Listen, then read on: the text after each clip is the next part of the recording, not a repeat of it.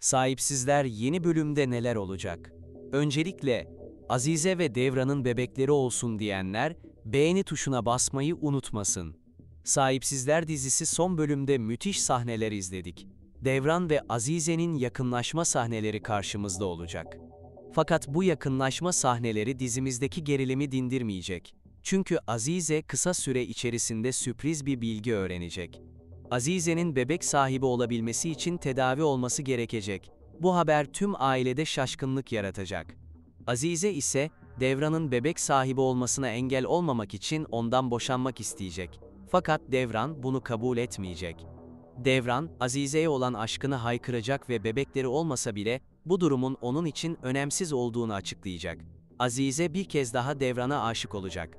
Dizimizde Azize ve Devran arasındaki yakınlaşmalar daha da fazla olacak. Yani aşk dolu sahneler izleyeceğiz. Dizimiz sezon finaline doğru yaklaşırken, Devran'ın yaralanacağı sahneleri izleyeceğiz. Yani dizimizdeki gerilim iyice artacak. Peki Sahipsizler dizisinde başka neler olacak? Azize ve Devran'ın ilişkisi, Alaz ailesinin geleceği ve Pervin Hanım'ın bitmek bilmeyen baskısı arasında sıkışıp kalmış durumda. Son bölümde Pervin Hanım'ın Azize'ye kuma getirme fikri, Devran ve Azize arasındaki ipleri daha da gerdi. Peki, yeni bölümde bu durum nereye evrilecek? Tahminim o ki, Azize ve Devran'ın çocuk sahibi olma konusu yeni bölümde bambaşka bir boyut kazanacak.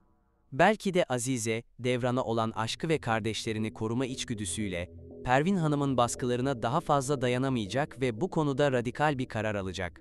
Ancak bu karar, beklenen yoldan çok farklı olabilir. Belki de Azize, tıbbi bir yardım alarak veya geleneksel yöntemlerin dışında bir çare arayarak bu sorunu çözmeye çalışacak. Daha da şaşırtıcı bir tahmin yapacak olursak, Azize'nin hamilelik haberi en beklenmedik anda gelebilir. Ancak bu hamilelik, belki de Devran'dan değil, geçmişten gelen bir sırrın ya da bir yanlış anlaşılmanın sonucu olabilir. Bu durum, Alaz ailesinde büyük bir infiale yol açarken, Devran ve Azize'nin ilişkisini geri dönülemez bir şekilde etkileyebilir. Düşünsenize, Pervin Hanım'ın Alaz soyunun devamı için gösterdiği çaba, hiç beklemediği bir sonuçla karşılaşıyor ve tüm planları altüst oluyor. Bu, diziye bambaşka bir gizem katmanı ekleyecektir. Öte yandan, Devran'ın Azize'ye olan derin sevgisi ve bağlılığı, bu süreçte en büyük belirleyici faktör olacak. Devran, Azize'yi kaybetme korkusuyla yüzleşirken, bir yandan da ailesinin ve aşiretin beklentilerini dengelemeye çalışacak. Belki de Devran, Azize'nin yanında durarak, Pervin Hanım'a karşı duracak ve aşklarının her şeyden önemli olduğunu gösterecek. Ancak bu dik duruşun da ağır bedelleri olacaktır. Aşiretin geleneklerine karşı gelmek, Devran'ı ve dolayısıyla Azize'yi hedef haline getirebilir. Diziye yeni katılan Meryem karakteri, şüphesiz ki Azize'nin hayatında fırtınalar estirecek. Arama sonuçlarından anladığımız kadarıyla, Meryem, Devran ile geçmişten gelen bir bağa sahip ve bu bağın dizinin gidişatını önemli ölçüde etkilemesi bekleniyor. Peki, Meryem'in gelişi Azize'yi tam olarak nasıl etkileyecek? İlk ve en bariz etki kıskançlık olacaktır. Azize, Devran'ın hayatındaki başka bir kadının varlığından rahatsızlık duyacak ve bu durum aralarındaki güveni sarsabilir. Meryem'in gizemli tavırları ve Devran'la olan yakınlığı Azize'yi şüpheye düşürecek ve onu zor durumlara sokacaktır. Ancak Meryem'in etkisi sadece kıskançlıkla sınırlı kalmayabilir. Belki de Meryem, Azize'nin bilmediği gerçekleri ortaya çıkaracak veya Devran'ın geçmişindeki karanlık sırları gün yüzüne serecektir. Bu durum, Azize'nin Devran'a olan bakış açısını değiştirebilir ve ilişkilerini temelden sarsabilir. Daha da ileri giderek, Meryem'in aslında iyi niyetli olmadığını ve kendi çıkarları doğrultusunda hareket ettiğini tahmin edebiliriz. Belki de Meryem, Alaz ailesinin içine sızmak için bir piyon olarak gönderilmiştir veya Devran'dan intikam almak için gelmiştir. Bu durumda Azize, hem Meryem'e karşı Devran'ı korumak zorunda kalacak, hem de kendi hayatındaki dengeleri yeniden kurmak için mücadele edecektir.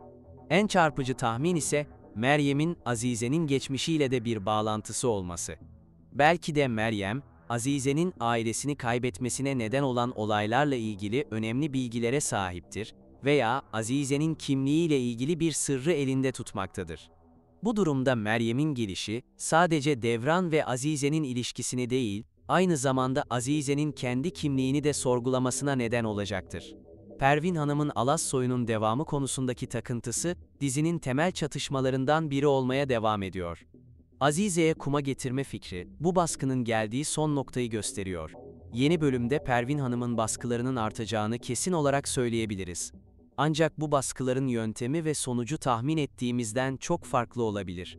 Pervin Hanım, Azize'nin beklenen zamanda çocuk sahibi olamaması durumunda daha acımasız ve radikal adımlar atabilir. Belki de Azize'yi doğrudan hedef alacak, ona karşı türlü entrikalar çevirecek veya onu Alas konağından göndermek için planlar yapacaktır. Ancak daha şaşırtıcı bir tahmin, Pervin Hanım'ın bu baskıyı başka bir yöne çevirmesi olabilir. Belki de Pervin Hanım, Devran'ın çocuk sahibi olmamasının altında başka nedenler yattığından şüphelenecek ve dikkatini Azize'den Devran'a çevirecektir. Bu durum, Devran'ın da kendi iç hesaplaşmalarını yapmasına ve belki de geçmişindeki bazı sırları ortaya çıkarmasına neden olacaktır. En uç tahmin ise, Pervin Hanım'ın kendi elleriyle bir felakete yol açması. Aşiret geleneklerine olan bağlılığı ve soy devamı konusundaki saplantısı, Pervin Hanım'ı yanlış kararlar almaya itebilir ve bu kararların bedelini tüm Alaz ailesi ödeyebilir.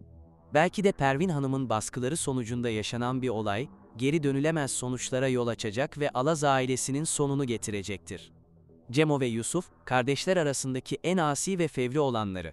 Para kazanma hırsları ve tehlikeli işlere bulaşmaları, onları sürekli bir tehlikenin içine sürüklüyor.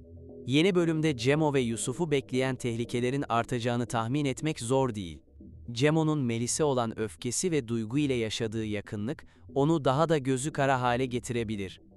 Para kazanmak uğruna daha büyük riskler alacak ve bu riskler onları tahmin etmedikleri belaların içine sokacaktır. Belki de girdikleri tehlikeli bir iş, onları yeraltı dünyasının karanlık isimleriyle karşı karşıya getirecek veya polis tarafından takip edilmelerine neden olacaktır. Yusuf ise Zeliha ile olan ilişkisi ve Buket'in mirası arasındaki sıkışmışlık nedeniyle zor anlar yaşayacak.